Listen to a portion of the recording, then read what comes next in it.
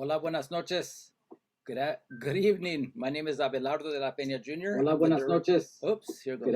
Good evening. My name repeating myself here. My name is Abelardo de la Peña Jr. I'm the Director of Marketing and Communications at La Plaza de Cultura y Artes, welcoming you to tonight's En Casa con la Plaza. En Casa con la Plaza is La Plaza's virtual programming. We've been at it since April of 2020, during the beginning of the pandemic.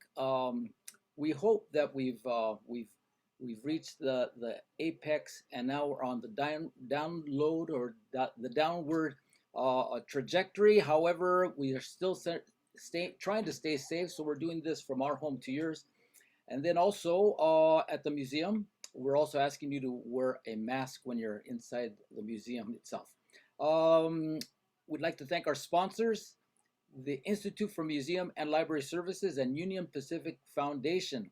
If you joined us on Zoom, you can use the chat feature to let us know who you are. You could ask questions, make comments, lo que sea. Those of you who have joined us on Facebook, please do the same. Use the comment section to ask questions, make comments, shout outs, lo que sea as well. All right. Let's see now. We are here today with Margaret Garcia. She is an elder, has a career as a Chicana artist for 50 plus years. We've been hard at working at La Plaza, preparing for an exhibition which is opening up this Friday with a reception from 6 to 8, which you're welcome to, and I'll give you more details on that. It's called Arte para la gente, the collected works of Margaret Garcia.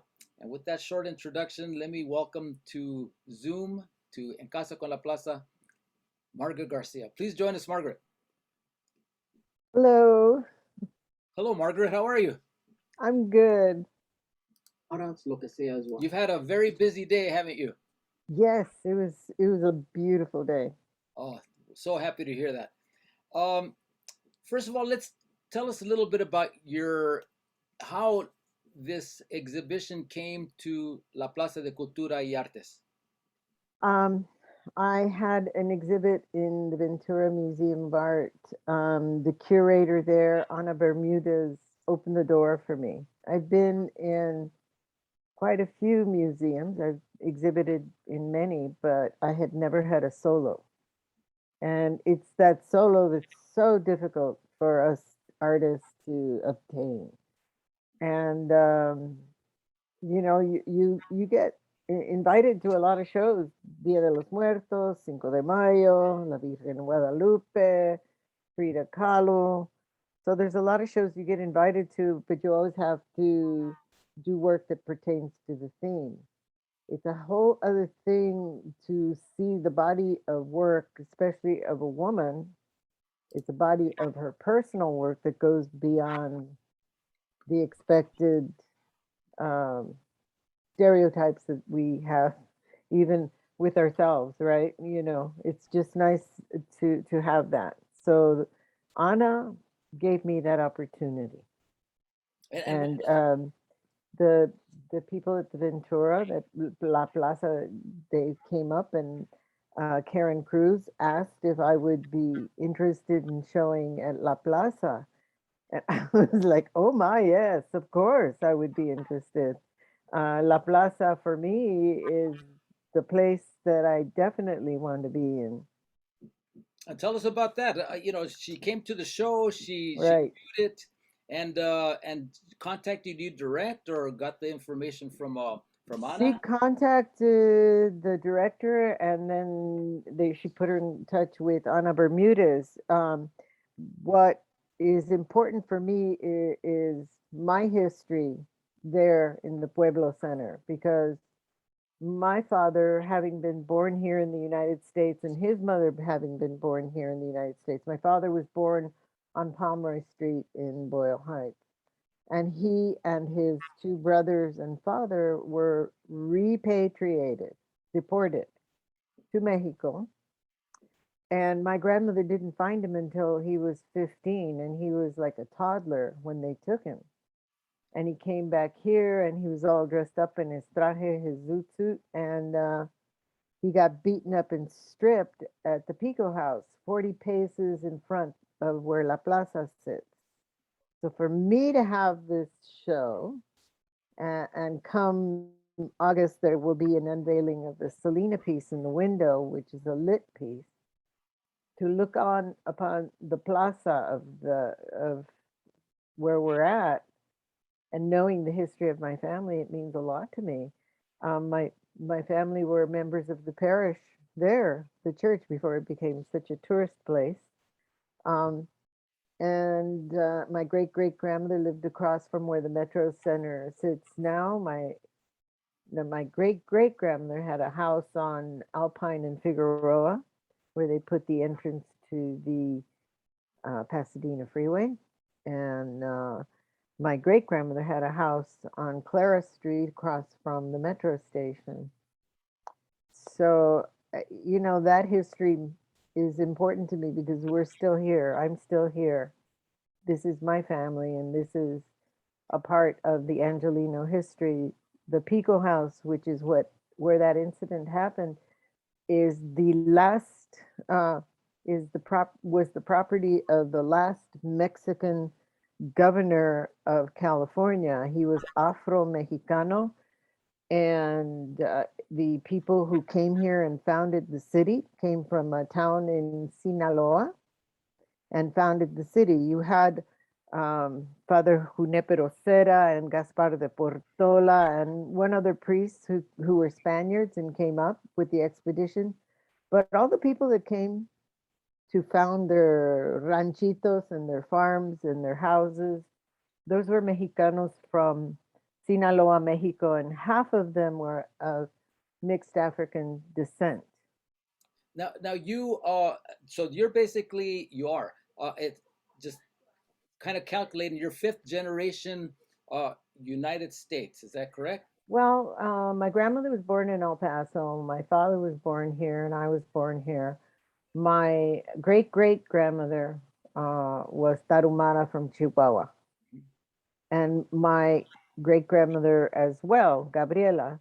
But my grandfather, I found his uh, enlistment card for World War One in 1917 off an Arizona reservation, um, because I think he had familia there. You know, what people don't understand, a lot of the Apache Yaqui, because I'm part Apache Yaqui, you were given choices like, they're going to take your children, put them in boarding schools, or do you pass for white, or do you that? And a lot of people decided that, no, I'm not going to do any of that. I'm going to go to Mexico and become a Mexican. But this was their land. They were here. We were here. And so, you know, I, identity was a question of survival. Like, how do you survive that with your family? How do you survive a genocide? Because in some places, that's what it was. Now, and you growing up in your household, uh, did you speak Spanish? Did you identify as a Mexican?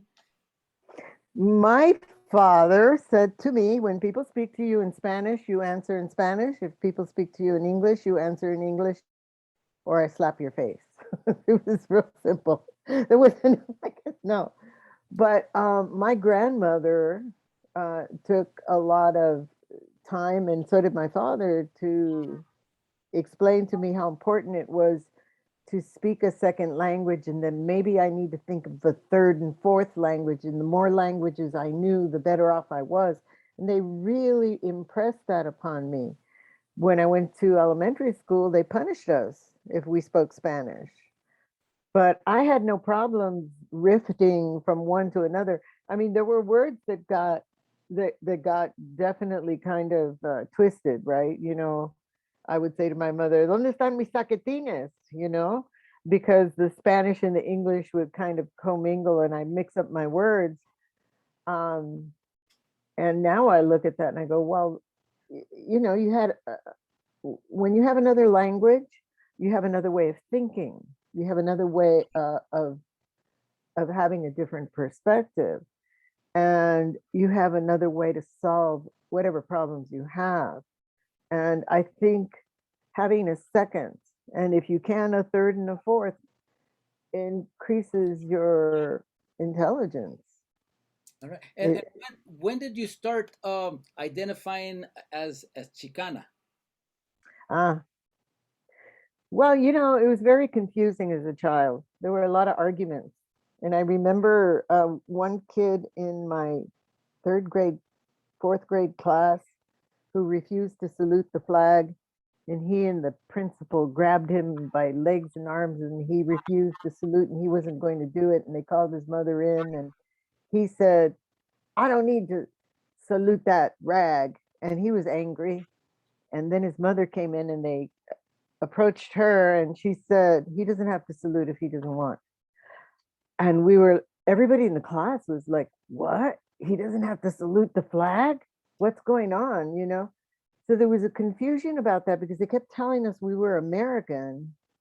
And yet at the same time, our understanding of what it was to be American was to be white. And at the age of 16, I went and filled out an application to get a social security card because I wanted to get a job.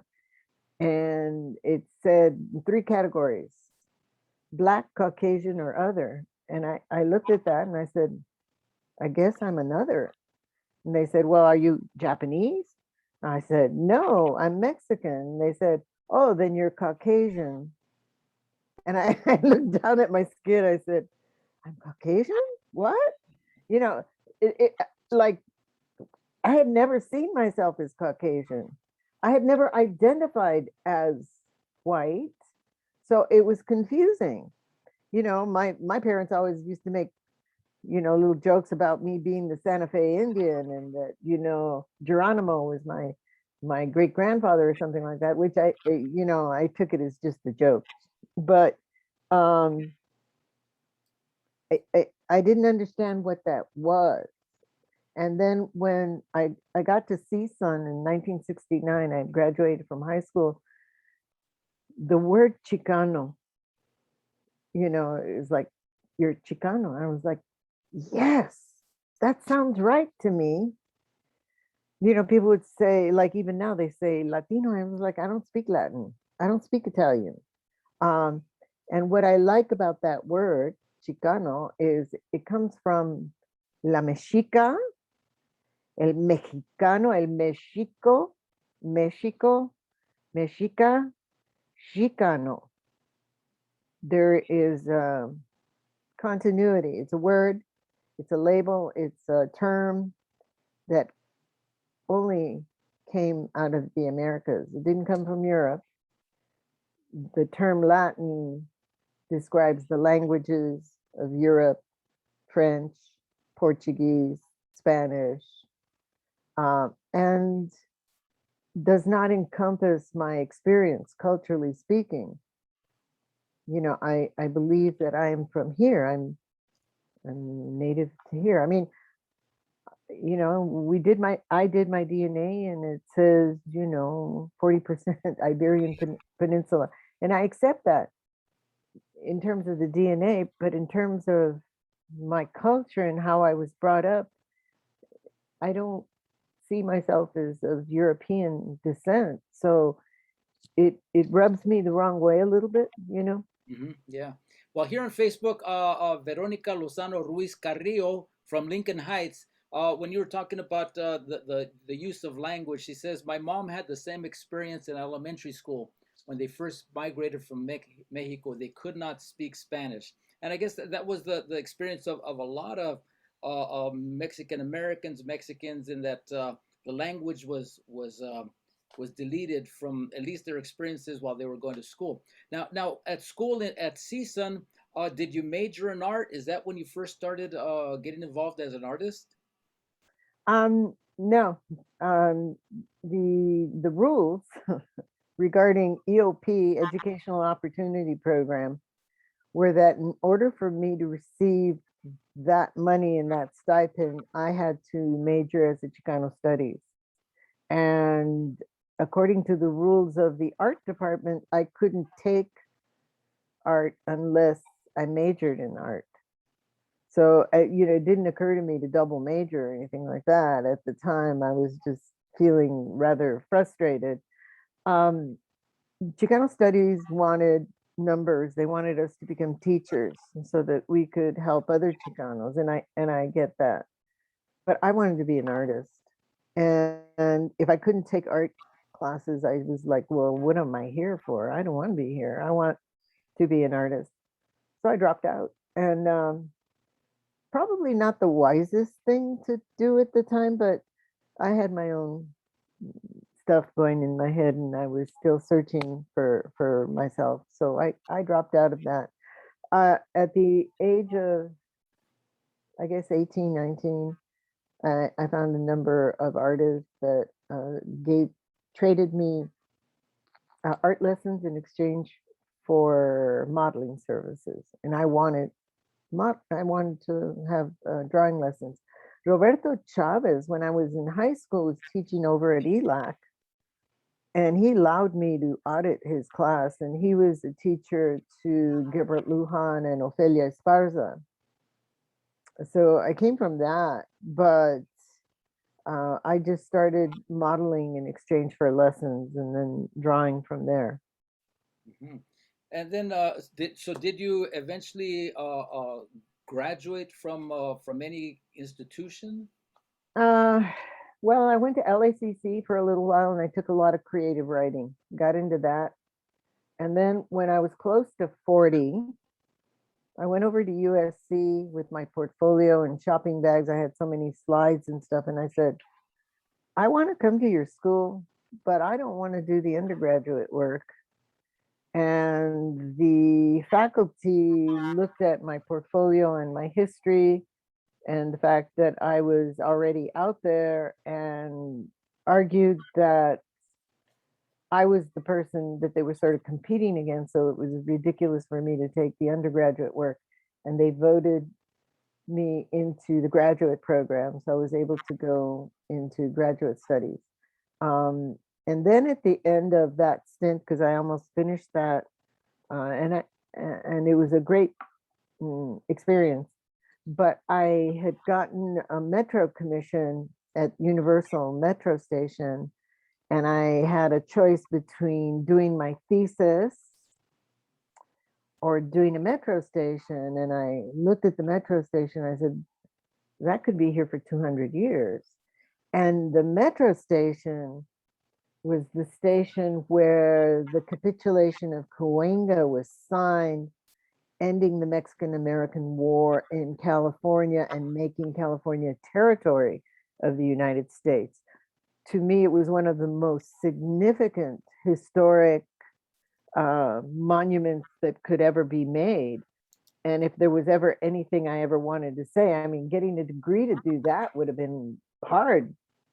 So getting a metro station as a commission to do that, I just chose that. That was my choice. It was the commission, it was the work. So I did the metro station. Oh, wise choice. Plus, you got paid. Yes, that does help, doesn't it? Oh, incredible. Well, that's a fascinating story. In fact, let's see if I could pull up an image here. Okay, I'm going to share the screen. If you haven't been to this station, please do so. Just jump on the red line. You could start at Union Station or anywhere in between. But here, it's in June of 2000. The Campo de Cahuenga, across the street from Universal Studios, which is the last stop on the red line for now. And this is just some of the images that you did on tile. Is that right? Mm-hmm. They're hand carved, yes. And the one of the best parts about working on this station was my opportunity to work with Bill Mason, who had 30 years at the museum, the Natural Museum of Art, the Natural History Museum across from USC. And he had specialized in tracking down the founders and knowing the history of the people who founded the city of Los Angeles. So sometimes, like some of the things that I talk about when I was mentioning the Pico House, Mhm. it is really significant because people are arguing over this real estate, and the Mexicanos, the Chicano history that sits there You know, it's obvious if the last Mexican governor owned the building and built the building, who were here, who was here. And a lot of people, I suppose, you can say maybe we've been a little invisible, missing on the scene, not given credit, not understood that perhaps we are the founding culture of this city. And for a lot of the Mexicanos who were here before the gold miners landed in 1849, you know, the white settlers were coming in and saying, you know, oh, we want you to be a state. They wanted California to be a state because of the gold they found. And the Mexicanos here were kind of said, well, I don't know if we want to be a state. And they were saying, oh, don't worry, you'll get to keep your language, which didn't happen. And people don't know the history of that. Now you have these people going English only. Oh, excuse me. And that goes back to the I want to say the torment of those early years in elementary school when they used to punish you for speaking another language.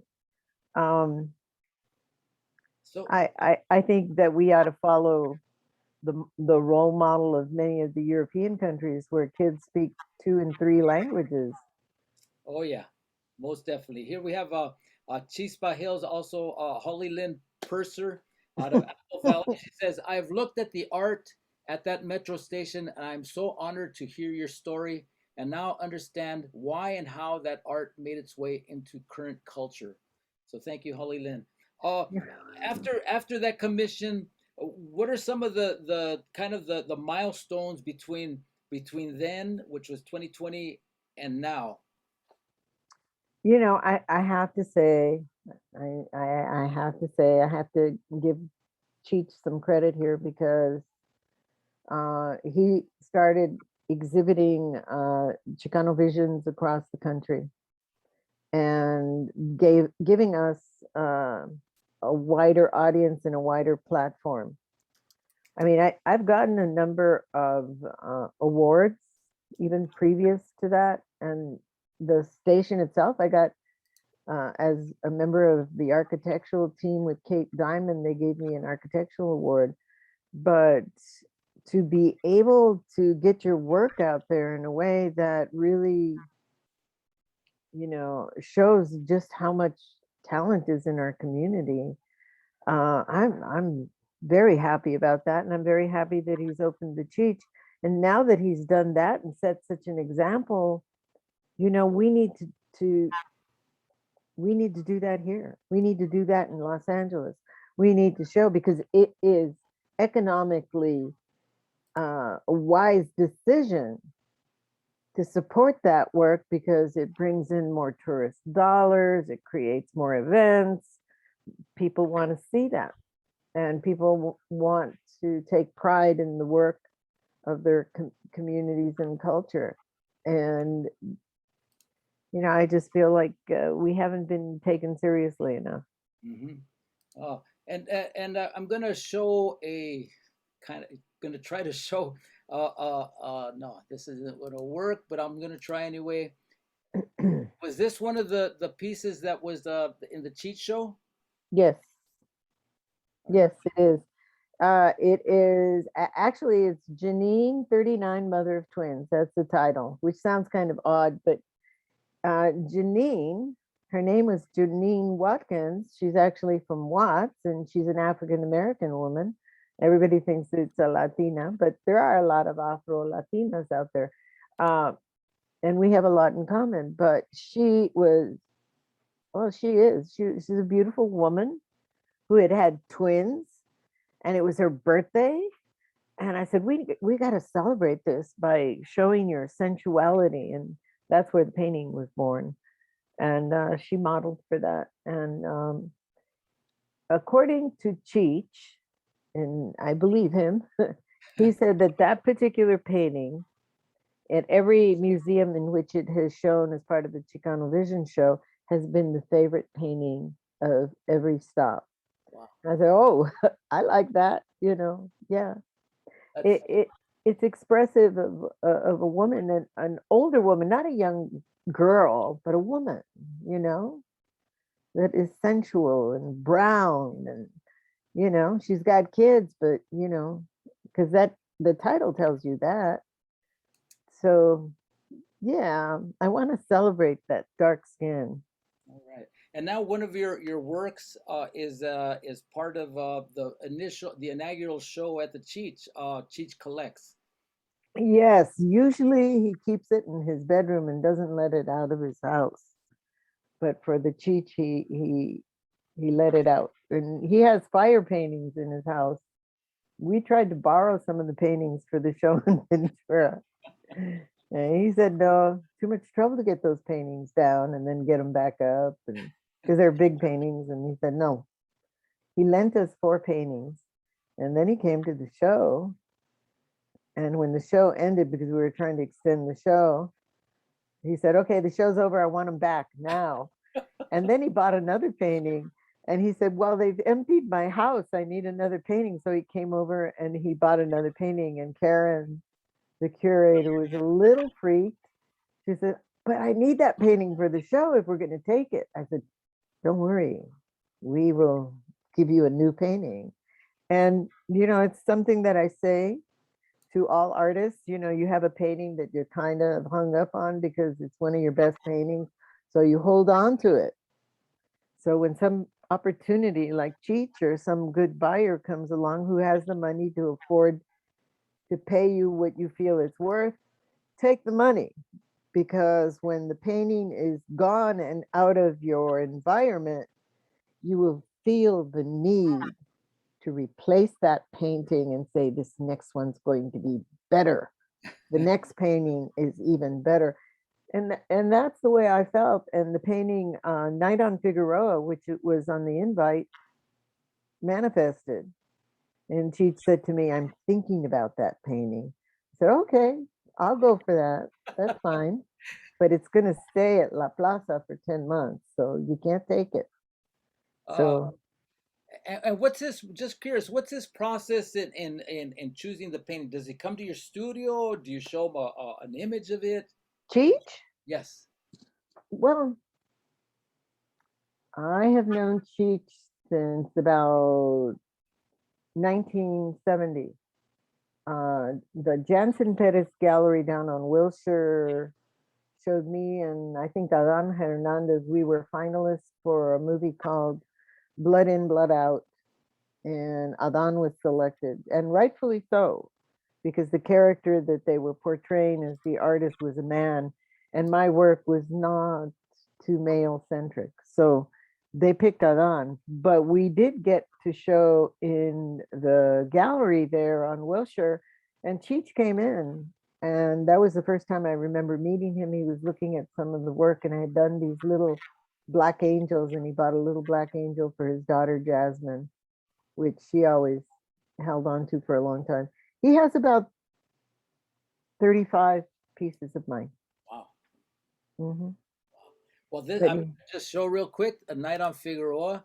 This is the one that Cheech wants. not that one. Not this one. Uh-oh. Mm-mm. Okay. Well, That's it's the one on the invite.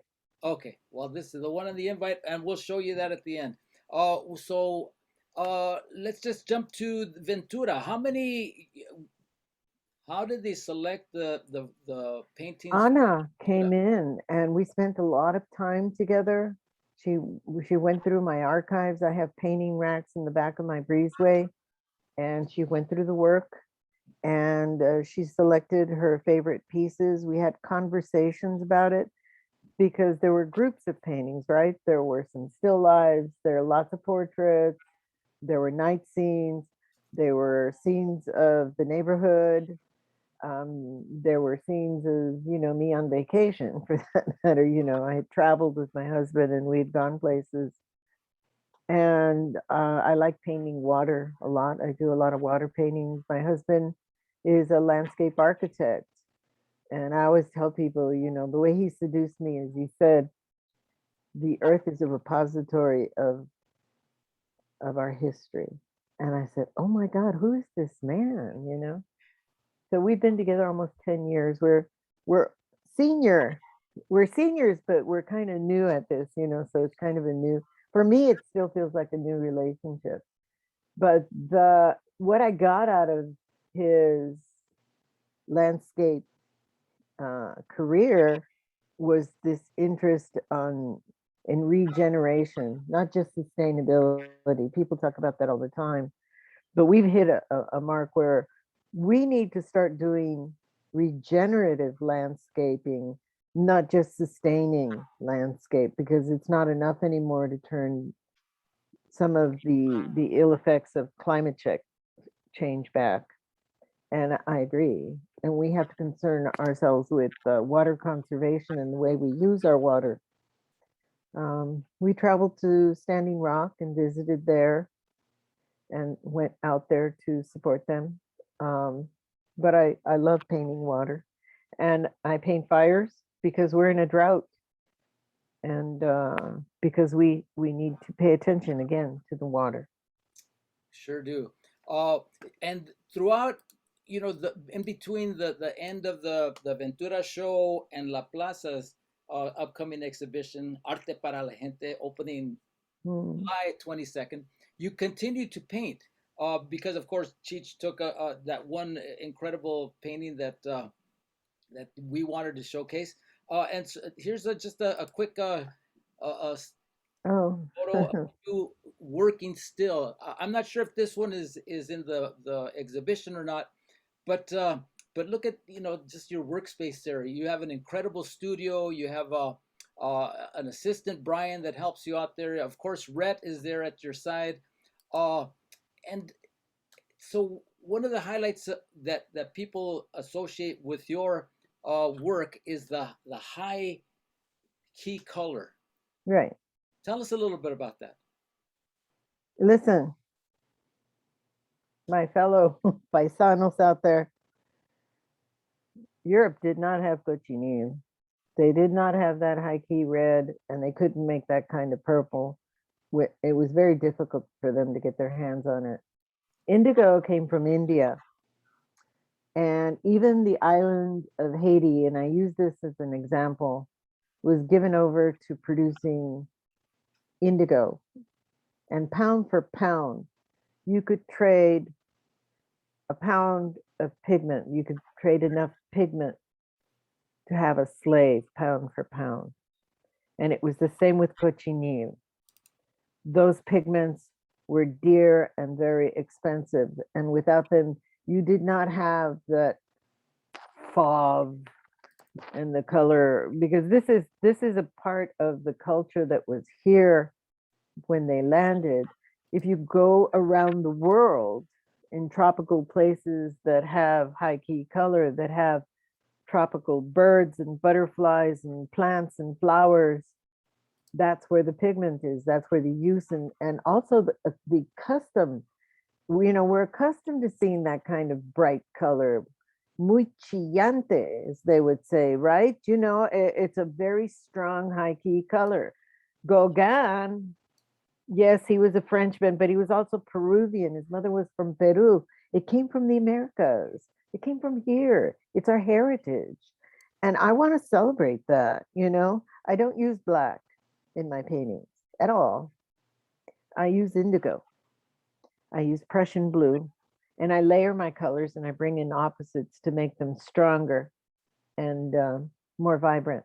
And I like luminosity. All right. Well, here's a sample of one Mm. of the pieces that will be that is part of the exhibition. Tell us a little bit about this one. This gentleman sells fruit in the parking lot at Plaza de la Raza in Lincoln Park.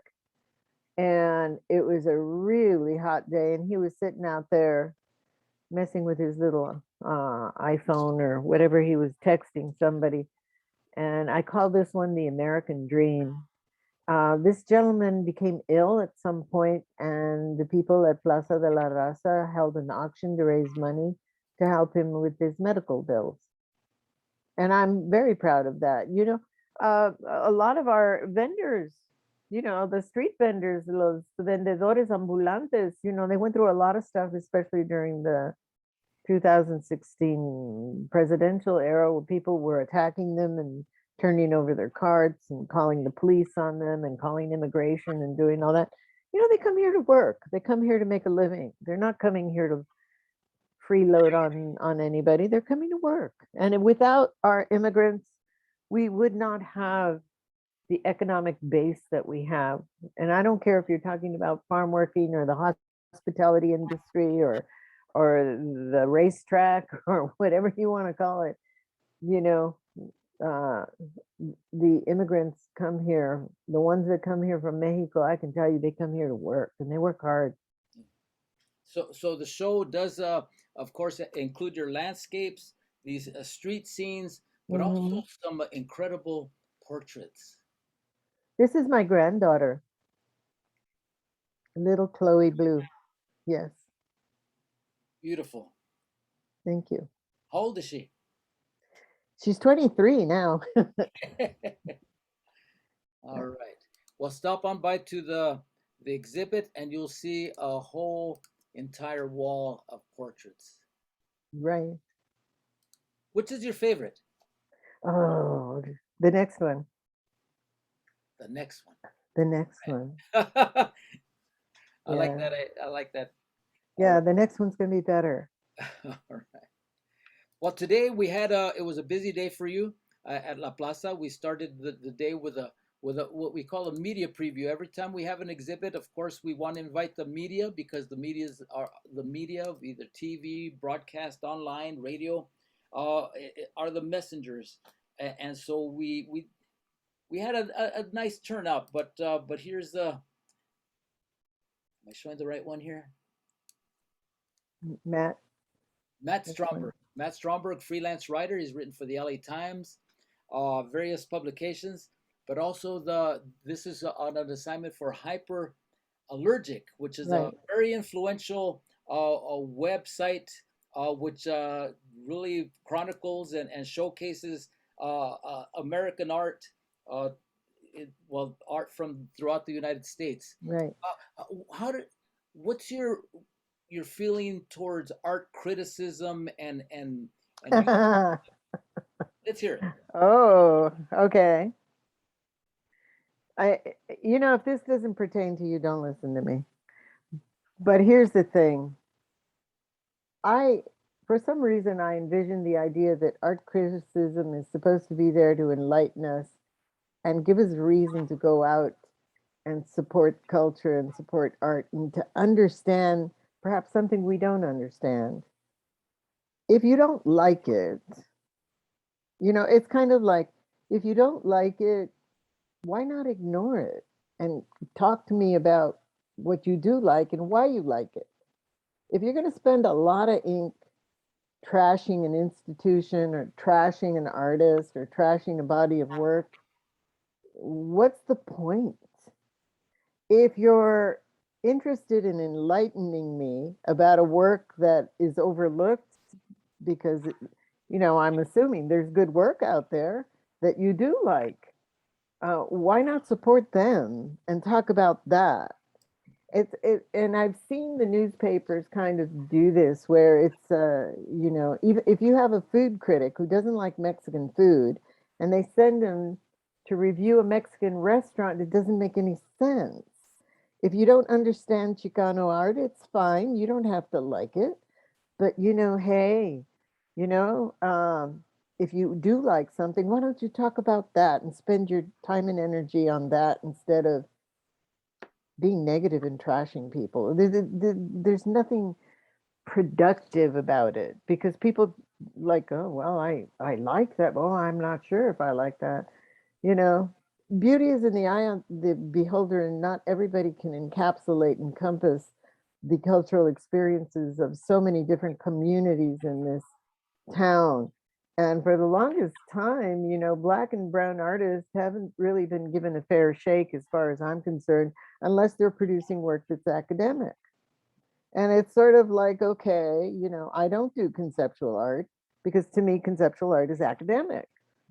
I my work is not born in the mind. It's not a concept. My work is born in the heart and guided by the mind and the spirit. It has to do with my passion. And I'm not saying it has to be realistic or abstracted or non-figurative or any of those things. I'm saying that the intent and the reason behind why it is you do what you do should be guided by a motivation that has something that seeks to elevate the human experience. Trashing people and trashing artists and trashing institutions, as I have seen from a certain number of critics, I want to say, get a life. Well, everybody, of course, has their likes, their dislikes, as we do all. And I think Sure. one of the problems that we had at La Plaza, looking over your work, was really just deciding. We only have so much space, and you had so much incredible work that it was really a challenge for our curators to make that selection. I love this photo here. This is let's see if I could find it. All right, Abelardo, let's make it happen.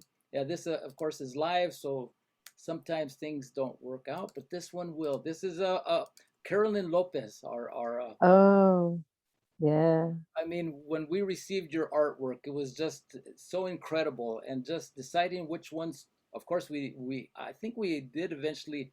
We are going to be able to install all the work that you sent to us, but just the placement, the arrangement, it was a challenge. But I think everybody that comes to La Plaza de Cultura y Arte starting this Friday, you're all welcome to join us for the reception, is going to find something that they like, probably more than a few things that they're going to love. And yeah, so here, this is your invitation out there who's joined us here on En Casa con La Plaza. Join us for a reception, which is taking place this Friday, the 22nd, from 6 to 8 p.m. We're going to have some light refreshments, a little bit of traguitos, music by our good friend Mary Alfaro, and you'll be able to meet Ana Bermudez, the curator for Yay. uh, And Karen Cruz. Karen Cruz, of course, our senior curator, Leticia Reed Buckley, our brand new CEO. This is her first exhibition. And then also, of course, you'll get to meet Margaret herself. So thank you so much, Margaret. Here, just a few more comments here on Facebook. Holly Lynn is saying, I think I have to take that trip to the Cheech and La Plaza in my near future. Thank you for all this. And Michelle Gerardo, she agrees. Me too. Let's go. And Christina Angiano saying, looking forward to seeing your work. Thank you. All right, Margaret, any final thoughts? There's a lot of artists out there. I'm not the only one. And there's a lot of women artists out there who have been invisible and silent. And we need to find a way to bring them to the forefront and show their work and show what's going on in the community. All right, well, thank you. Well, this is an opportunity for all of us to enjoy this woman's work. And so the exhibition will be running through June 11th of 2023. So you have ample time. We're also putting together some programming, which is something, of course, we always do it at La Plaza, which There'll be workshops, painting workshops that I will be holding with Bonnie Lambert on Saturdays. And look and see what that schedule is. And it looks like we're going to be out there painting and painting on Olvera Street as well. We have 6 workshops that we're giving, starting with very basic. So even if you've never painted or drawn before, it's a great first experience. oh, we're looking forward to that. And also a documentary screening, and also a panel discussion, and probably other things as well. And I'm sure we're going to find you, Margaret. You're going to be coming down every now and then to check out the reaction of people as they're checking out your work. I think for me that's one of the best parts. I'm so fortunate to work there at La Plaza, and I'm able to enjoy the exhibits that are on our walls and to meet the artists. And I know you work with an awesome staff. You work with an awesome group of people. And what I like about La Plaza, and I've never seen such cohesiveness, they're all on the same page. And it's like a mission where they really feel like they're trying to fulfill it. They're so skilled. I can't I can't give praise enough for the way that the exhibit was hung, especially the fire paintings. They blew me away. And the kindness and the young docents and the young interns that come in and talk to me. I have had some awesome conversations with them, and it means so much to me. They throw the gauntlet down. They make me want to give more, do more, and connect. And yeah, you have an awesome staff. And I can't believe that in 10 years, you guys put La Plaza together and you're solvent. You guys are in the black. I can't believe that. You guys are, oh, Well, amazing to everybody. thank you. Karen Cruz, Carolyn Lopez, you know, Esperanza, all of them, all the staff, they're great. And I am happy. I have parking. I can park anytime I want. I've got my parking down so I can just show up. So I'm waiting for the show to open so that I can just go down there and park and spend my time down there, just being as productive and sort of nosy as I can be. Well, thank you. We're gonna have to set up an easel for you too. Oh yeah, I know. We're getting easels. We got paint coming, easels, everything. It's happening. Oh, fantastic. All right, Margaret. Well, thank you so much.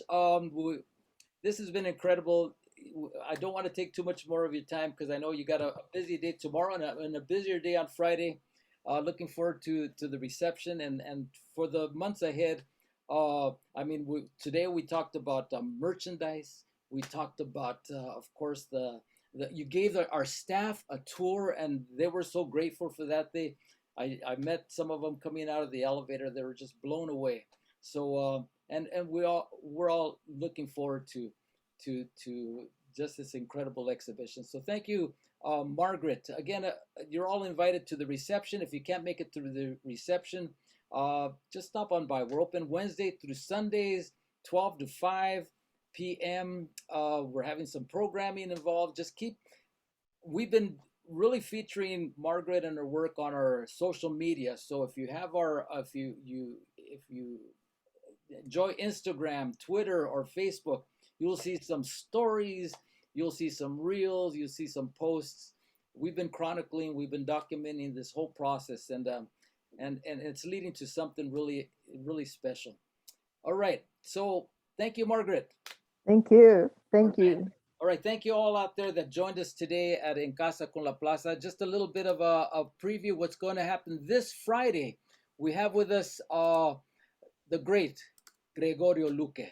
Gregorio Luque, of course, formerly the director at MOLA. He was an attaché with the Mexican consulate, and now he's been lecturing for the past 30 years on Mexican art, history, culture.